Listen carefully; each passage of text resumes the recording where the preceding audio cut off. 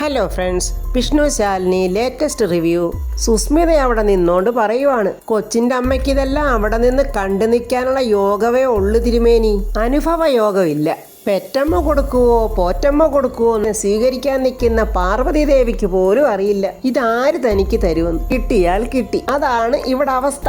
ശ്യാമയും ശാലിനിയും ഇങ്ങനെ കണ്ണി നോക്കി നിന്ന് വിഷമിക്കുവാണ്. വിഷ്ണു ഇരുവരുടെയും കണ്ണിലോട്ട് മാറി മാറി നോക്കുന്നുണ്ട്. വിഷ്ണുവിന് എന്തൊക്കെയോ ഒരു ഡൗട്ട് തോന്നുന്നുണ്ട്. ശ്യാമ മനസ്സിൽ പറയുക, എൻ്റെ കുഞ്ഞേച്ചി ഇത്ര പവിത്രമായ ഈ ചടങ്ങ് ഞാൻ നടത്തി എന്തിനാ ദൈവകോപം ഉണ്ടാക്കി വെക്കുന്നത്? വന്നീ ചടങ്ങ് ചെയ്യ്, സത്യങ്ങളൊക്കെ ഞാൻ പറഞ്ഞോളാം, അറിയട്ടെ, എല്ലാവരും അറിയട്ടെ. ഇങ്ങനെ നിന്ന് ഉരുകുന്നതിനേക്കാൾ നല്ലത് അതാണ്. ശാലിനി ശ്യാമയുടെ കണ്ണിലോട്ട് നോക്കിയിട്ട് മനസ്സുകൊണ്ട് പറയുവാണ്, ശ്യാമേ, ഇത് പരീക്ഷണമാണ്, ഇതിൽ നമ്മൾ തകർന്നു പോകരുത്. പോയാൽ നഷ്ടങ്ങൾ അനവധിയാ. ഒരു വാശിക്ക് എന്തെങ്കിലുമൊക്കെ വിളിച്ച് പറഞ്ഞാൽ പിന്നീട് ഒരിക്കലും നമുക്ക് ഈ നഷ്ടങ്ങൾ തിരിച്ചു പിടിക്കാനാവില്ല. അതുകൊണ്ട് ചടങ്ങ് നടക്കട്ടെ, മറ്റൊന്നും ഇപ്പം ചിന്തിക്കണ്ട. ശ്യാമ സങ്കടത്തോടെ ശാലിനിയെ കണ്ണു കാണിക്കുന്നു. അതേപോലെ സങ്കടത്തിൽ ശാലിനി ശ്യാമയും കണ്ണു കാണിക്കുന്നു. നീ ഇത് ചെയ്യെന്നും പറഞ്ഞുകൊണ്ട്. അങ്ങനെ സ്വന്തം അമ്മ ജീവിച്ചിരിക്കെ ആ അമ്മ ചെയ്യേണ്ട ഒരു പുണ്യകർമ്മം, അതും സ്വന്തം മകളുടെ ജീവന് വേണ്ടി പവിത്രമായ ഒരു ചടങ്ങ്, അതിലും ചേച്ചി അനിയത്തിയും ചേർന്ന് വെള്ളം ചേർത്തിരിക്കുക. ആ കൊച്ചിനെ കൊലയ്ക്ക് കൊടുക്കുന്നതിന് തുല്യം. ഇതെല്ലാം കഴിഞ്ഞ് ചേച്ചിയും അനിയത്തിയും കൂടി കെട്ടിപ്പിടിച്ച് ചെയ്തു പോയ തെറ്റെല്ലാം ഓർത്ത് കരയുമായിരിക്കും. അതിനൊന്നിനും ആ കൊച്ചിന്റെ ആയുസിനെ പിടിച്ചു നിർത്താൻ കഴിയില്ലല്ലോ. വെറുതെ ഒരു ഹോമം. ഈ പൂജയും കാര്യങ്ങളെല്ലാം അവിടെ മറിഞ്ഞു നിന്ന് കണ്ടുകൊണ്ട് നിൽക്കുന്ന സുസ്മിത പറയുന്ന കാര്യങ്ങളാണിതൊക്കെ. പൂജകളെല്ലാം കഴിഞ്ഞ് അവസാന ഘട്ടത്തിൽ പട്ടുവസ്ത്രം പാർവതി ദേവിക്ക് സമർപ്പിക്കുന്നതാണ് ഇനി അടുത്തത്. ശ്യാമ നെഞ്ചു പൊട്ടി ഭഗവാനെ വിളിച്ച് കരയുന്നുണ്ട്.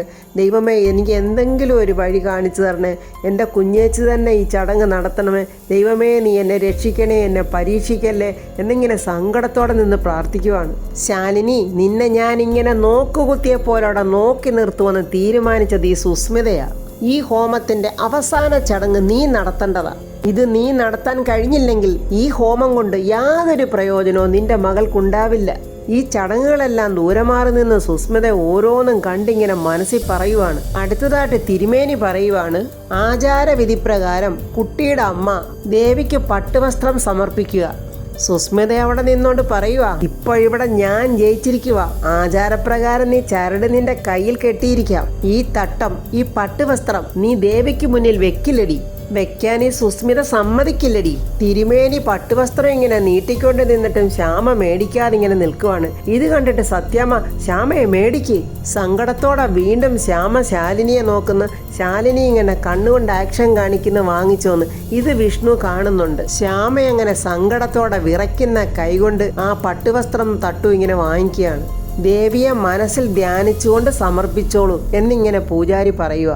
ശ്യാമയ പട്ടുവസ്ത്രവും തട്ടുവായിട്ടിങ്ങനെ വിറച്ച് പെട്ടെന്ന് നമുക്ക് ശരീരം കുഴഞ്ഞങ്ങ് വീഴുവാണ്. എല്ലാവരും അയ്യോ ശ്യാമേ എന്തു പറ്റി എന്ന് പറയുമ്പോൾ ആ പൂജാത്തട്ട് ശാലിനിയുടെ കയ്യിലോട്ട് ശ്യാമ വെക്കുന്നുണ്ട്. എന്നിട്ട് ശ്യാമയങ്ങ് ബോധം കെട്ട് കിടക്കുവാണ്. എല്ലാവരും ശ്യാമേ മോളെ ശ്യാമയെന്നൊക്കെ ഇങ്ങനെ വിളിക്കുന്നുണ്ട്. രോഹിത്ത് ഭയങ്കര സങ്കടത്തോടെ ശ്യാമേ എന്തു പറ്റി ശ്യാമയെന്നും പറഞ്ഞ് എല്ലാവരും സങ്കടത്തോടെ നിൽക്കുന്ന ആ സമയത്ത് ശാലിനി ആ പട്ടുവസ്ത്രം പാർവതി ദേവിക്ക് സമർപ്പിച്ചു കഴിഞ്ഞു. ഇങ്ങനെ ഒരു സംഭവം ഉണ്ടാവുമെന്ന് സുസ്മിത ഒട്ടും പ്രതീക്ഷിച്ചില്ല. അവൾക്ക് ഭയങ്കര ദേഷ്യമായിട്ട്, ഇനി ഇത് കാത്തിരുന്നിട്ട് കാര്യമില്ല, ഉടനെ തന്നെ ഇത് സത്യഭാമയെ അറിയിച്ചിട്ടേ ഉള്ളൂ കാര്യം എന്നിങ്ങനെ അവിടെ ഒന്ന് പറയുവാണ് അവൾ. ശാലിനി പട്ടുവസ്ത്രം പാർവതി ദേവിക്ക് സമർപ്പിച്ച് നല്ലതുപോലെ ഹൃദയം നൊന്ത് ഭഗവതിയോട് പ്രാർത്ഥിച്ചു കഴിഞ്ഞു. എന്നിട്ട് ശ്യാമയെ വിളിച്ചിട്ട് ശ്യാമയുടെ ബോധക്കേട് മാറുന്നില്ല. ശ്യാമയെന്നിങ്ങനെ എല്ലാവരും വീണ്ടും വിളിക്കുവാണ്. പപ്പിമോൾ അത് കണ്ടിട്ട് വിഷമിച്ചിട്ട്, ഞാൻ പോയി കുറച്ച് വെള്ളം എടുത്തോണ്ട് വരട്ടെ അമ്മയ്ക്കെന്നും പറഞ്ഞ് കുഞ്ഞ് വെള്ളം എടുക്കാൻ ഓടുവാണ്. ആ സമയത്ത് സത്യമോൾ ഇങ്ങോട്ട് ഓടി വന്നിട്ട് വിളിക്കുന്ന, അമ്മേ, എനിക്ക് ശിവഭഗവാന്റെ അനുഗ്രഹം ഉണ്ടായി, എൻ്റെ അച്ഛൻ ഉടനെ വരും. സത്യമോൾ ഇങ്ങനെ ഓടി വന്ന് പറഞ്ഞത് കേട്ട് ശാലിനി അങ്ങനെ സങ്കടത്തോടെ കുഞ്ഞിൻ്റെ മുഖത്തോട്ട് തന്നെ നോക്കിക്കൊണ്ടിരിക്കുവാണ്. പെട്ടെന്ന് വിഷ്ണുവിനെയും ശാലിനി നോക്കുന്നുണ്ട്. ഇനി കാണിക്കുന്നത് സത്യമോള് നേരം വെളുത്ത് ഭഗവാൻ കൃഷ്ണന്റെ മുന്നിൽ കുറേ പുഷ്പങ്ങളൊക്കെ ശേഖരിച്ച് വെച്ചിട്ട് ഭഗവാന്റെ മുന്നിൽ നിന്നങ്ങോട്ട് പ്രാർത്ഥിക്കുവാണ്. ഭഗവാനെ, ഇന്ന് എൻ്റെ അച്ഛൻ എന്നെ കാണാൻ വരുന്ന ദിവസമാണ്. ആദ്യമായിട്ടാണ് ഞാൻ എൻ്റെ അച്ഛനെ കാണാൻ പോകുന്നത്. എന്താ ഞാൻ എൻ്റെ അച്ഛന് കൊടുക്കേണ്ടത്? എൻ്റെ അച്ഛൻ എന്നെ കാണുമ്പോൾ സ്നേഹത്തോടെ ഓടി വരുവോ അതോ ഗൗരവക്കാരനാണോ? എൻ്റെ അച്ഛൻ്റെ മുഖമൊന്ന് ഓർക്കാൻ ഒരു ഫോട്ടോ പോലും എൻ്റെ കയ്യിലില്ല. ഭഗവാൻ അറിയാവോ, എൻ്റെ അച്ഛനെ സ്വീകരിക്കാനേ ഞാൻ ചില കാര്യങ്ങളൊക്കെ ഇവിടെ ചെയ്തു വെക്കുന്നുണ്ട്.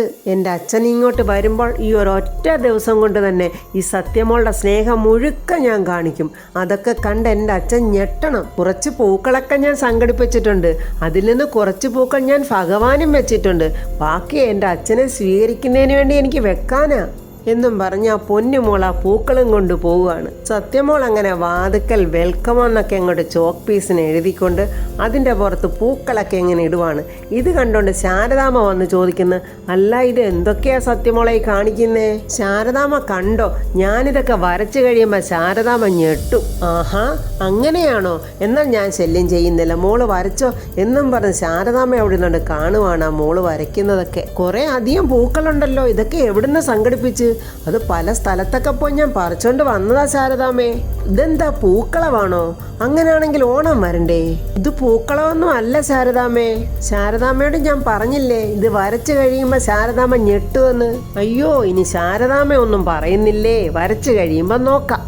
ഈ സമയത്ത് ശാലിനി അങ്ങോട്ട് വന്നിട്ട് ചോദിക്കുക, ഇതെന്താ അമ്മേ, ഇവളെന്താ പൂക്കളെ വിടുന്നേ? ഇത്ര പെട്ടെന്ന് ഇവൾക്ക് ഓണം വന്നോ? അയ്യോ എൻ്റെ ശാലിനി, നീ ഒന്നും ചോദിക്കല്ലേ, വരച്ചു കഴിയുമ്പോൾ ഞെട്ടുവെന്നൊക്കെയാ പറഞ്ഞിരിക്കുന്നത്. ഇവൾ എന്തായി വരയ്ക്കുന്നേ, ഞാനൊന്ന് നോക്കട്ടെന്നും പറഞ്ഞ് ശാലിനി വരുമ്പോ, അമ്മേ ചവിട്ടല്ലേ? ഓ, ഞാൻ ചവിട്ടുന്നില്ലേ. ഇതെന്തിനാ മോളെ നീ വെൽക്കം എന്ന് എഴുതിയിരിക്കുന്നത്? ഇന്നെൻ്റെ അച്ഛൻ വരുന്ന ദിവസമല്ലേ? എൻ്റെ അച്ഛനെ എതിരേൽക്കാൻ വേണ്ടിയാ ഞാൻ ഇങ്ങനെയൊക്കെ ചെയ്യുന്നത്. ഈ പൊന്നുമോടെ വാക്ക് കേട്ട് ശാരദാമ്മയും ശാലിനിയും അങ്ങ് സ്തംഭിച്ചു പോയി. ഇന്നലെ രാത്രി സത്യമോൾ ഒട്ടും ഉറങ്ങിയിട്ടില്ലമ്മേ. ഓരോന്നും ഞാൻ ആലോചിക്കുമായിരുന്നു. ഒടുവിലാ വെൽക്കം എന്നെഴുതി അച്ഛനെ സ്വീകരിക്കാമെന്ന് വിചാരിച്ചത്. എങ്ങനെയുണ്ടമ്മേ സത്യമോള് വരച്ചത്? അച്ഛൻ ഇഷ്ടപ്പെടുവോ?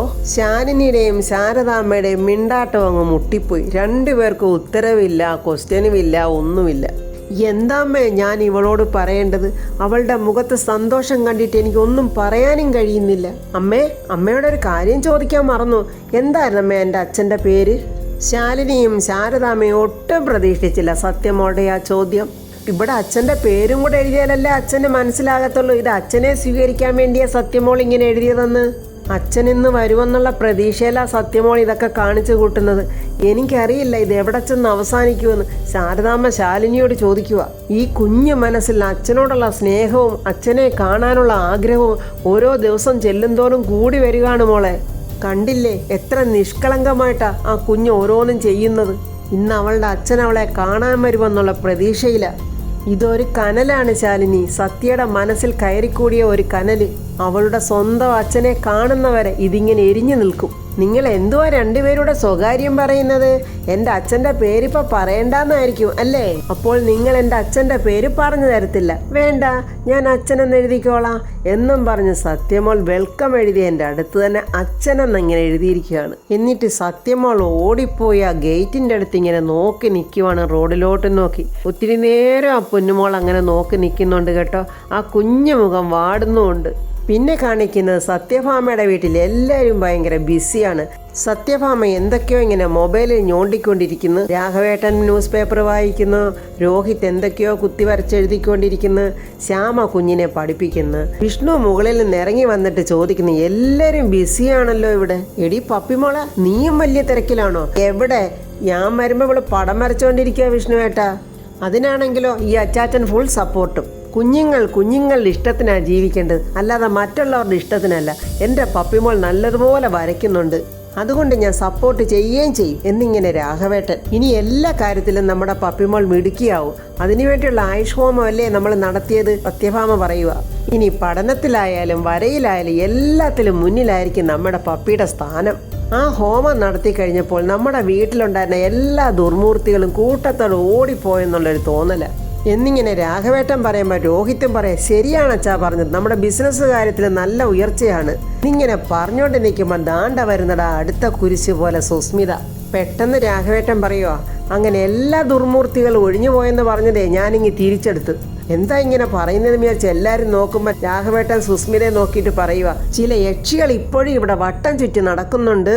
ദേ കണ്ടോ, അങ്ങോട്ട് നോക്ക്. എല്ലാവരും നോക്കുമ്പോൾ സുസ്മിത അവിടെ നിൽക്കുന്നു. സുസ്മിതയെ കണ്ട് ദേഷ്യത്തോടെ വിഷ്ണു, അമ്മേ ഇവളെന്താ ഇവിടെ? അമ്മ വിളിച്ചായിരുന്നോ ഇവളെ? അതിന് ഇവളൊക്കെ ആരെങ്കിലും വിളിച്ചിട്ടാണോ കയറി വരുന്നത്? ഗുഡ് മോർണിംഗ് ഫാമി ആൻറ്റി, ഈ വീട്ടിൽ വരരുതെന്ന് നിന്നോട് പറഞ്ഞിട്ടുള്ളതല്ലേ? ഞാനിപ്പോൾ വന്നതേ എനിക്കറിയാവുന്ന കുറച്ച് സത്യങ്ങൾ നിങ്ങളെ ഒന്ന് അറിയിക്കണമെന്ന് തോന്നി. എടി നിന്റെ സത്യങ്ങളൊന്നും ഇവിടെ ആർക്കും കേൾക്കണ്ട, നീ അങ്ങ് പോയാൽ മതി എന്ന് വിഷ്ണു പറയുക. വിഷ്ണുവേട്ടൻ അറിയണ്ടായിരിക്കും, പക്ഷേ ഇവിടെയുള്ള മറ്റുള്ളവർക്ക് ഇത് അറിയണം. ഇവൾ ജയിലിൽ കിടന്നിട്ട് ഒന്നും പഠിച്ചില്ലെന്ന് തോന്നുന്നല്ലോ എന്നിങ്ങനെ ശ്യാമ പറയുമ്പോൾ സുസ്മിത പറയും, എടി ഞാൻ പഠിക്കാനല്ല പോയത്, പഠിപ്പിക്കാനാ പോയത്. എൻ്റെ പഠിപ്പിൻ്റെ ആഴവും വലിപ്പമൊന്നും നോക്കാനേ നീ ആയിട്ടില്ല ശ്യാമേ. പക്ഷേ നിന്റെ ഈ ജീവിതത്തിൻ്റെ അടിവേരറുത്തു മാറ്റാൻ എൻ്റെ ഒരൊറ്റ വാക്ക് മതി. ആ വാക്കും കൊണ്ടാണ് ഞാനിപ്പോൾ വന്നിരിക്കുന്നത്. അതുകൊണ്ടേ കൂടുതൽ അഹങ്കരിക്കല്ലേ നീ. ഈശ്വര, ഇവൾ എന്തു ഭാവിച്ചാണോ വന്നിരിക്കുന്നത്? ഇവൾ എന്തോ മനസ്സിലാക്കിയിട്ടുള്ള വരവാണെന്ന് തോന്നുന്നല്ലോ. അല്ലെങ്കിൽ ഇത്ര തൻ്റെ ഇടത്തോളം ഇവളിങ്ങനെ വന്ന് സംസാരിക്കത്തില്ലല്ലോ എന്നിങ്ങനെ ശ്യാമ ഓർത്ത് ഭയക്കുന്നുണ്ട്. രാഘവേട്ടന് സത്യഭാമയോട് ചോദിക്കുക, ഫാമേ, നമ്മുടെ വീട്ടിൽ വന്ന് നമ്മുടെ വീട്ടിലുള്ളവരുടെ ശബ്ദം ഉയർത്താൻ ഇവൾക്ക് ആരാ ഇത്ര അവകാശം കൊടുത്തത്? ഇവളെ ഈ വീടിൻ്റെ പടി ചവിട്ടിക്കരുത് ഞാൻ ഫാമയോട് പറഞ്ഞിട്ടുള്ളതല്ലേ? ഇറക്കി വിടവളെ. വിഷ്ണു ഉടനെ, എടി നിന്നെ ഇവിടെ ആർക്കും ഒരു താല്പര്യമില്ല, നീ പറയുന്നൊന്നും ഇവിടെ ആർക്കും കേൾക്കുകയും വേണ്ട, ഇപ്പം ഇറങ്ങിക്കോണേ ഇവിടുന്ന്, എനിക്ക് പോകാൻ മനസ്സില്ല. സുസ്മിത വന്നിരിക്കുന്നതേ എന്തെങ്കിലും പറയാനാണെങ്കിൽ അത് പറഞ്ഞിട്ടേ പോകൂ. അത് വിഷ്ണുവേട്ടൻ കേൾക്കുകയും ചെയ്യും. ഇങ്ങനൊന്നും പറഞ്ഞാൽ ഇവളൊന്നും കേൾക്കത്തില്ലെന്നും പറഞ്ഞ് രോഹിത് ദേഷ്യത്തോടെ അവിടെ മുന്നിലോട്ട് വരികയാണ്. ഇവിടെ വായടപ്പിക്കണമെങ്കിൽ നല്ല കൈക്കരുത്ത് തന്നെ വേണമെന്ന് പറഞ്ഞ് ഇങ്ങനെ കൈ ചൂണ്ടുന്നുണ്ട്. അല്ല, ഇളമുറത്തമ്പുരാന് ശബ്ദം വെച്ചല്ലോ, അല്ലെങ്കിൽ ഇങ്ങനെ ഒരാളുടെ സാന്നിധ്യം പോലും അറിയാൻ പറ്റില്ല. ഈ ശബ്ദം വെക്കുന്നതൊക്കെ നല്ലതാ, പക്ഷേ സുസ്മിതയുടെ അടുത്ത് കൈക്കരുത്ത് കാണിക്കാൻ വന്നാലുണ്ടല്ലോ വിവരം അറിയും. എൻ്റെ ഭാര്യ ശ്യാമയുടെ രഹസ്യങ്ങൾ അറിയിക്കാൻ തന്നെയാടാ ഞാനിവിടെ വന്നിരിക്കുന്നത്. സുസ്മിത അങ്ങനെ പറഞ്ഞപ്പോൾ എല്ലാവരും ഞെട്ടി ഇങ്ങനെ നിൽക്കുവാണ്. അപ്പോൾ ഫ്രണ്ട്സ്, സുസ്മിത രഹസ്യങ്ങളെല്ലാം പൊട്ടിക്കുവോ, അതിനു മുമ്പ് അവളുടെ കർണം പൊട്ടിച്ച് ആരെങ്കിലും പുറത്തു വിടുവോ എന്നൊന്നും അറിയില്ല. അപ്പോൾ അടുത്ത വീഡിയോയുമായി നാളെ കാണാം. എൻ്റെ വീഡിയോ ഇഷ്ടപ്പെട്ടാൽ ലൈക്കും കമൻസും, സബ്സ്ക്രൈബ് ചെയ്യാത്തവർ സബ്സ്ക്രൈബ് ചെയ്യണേ.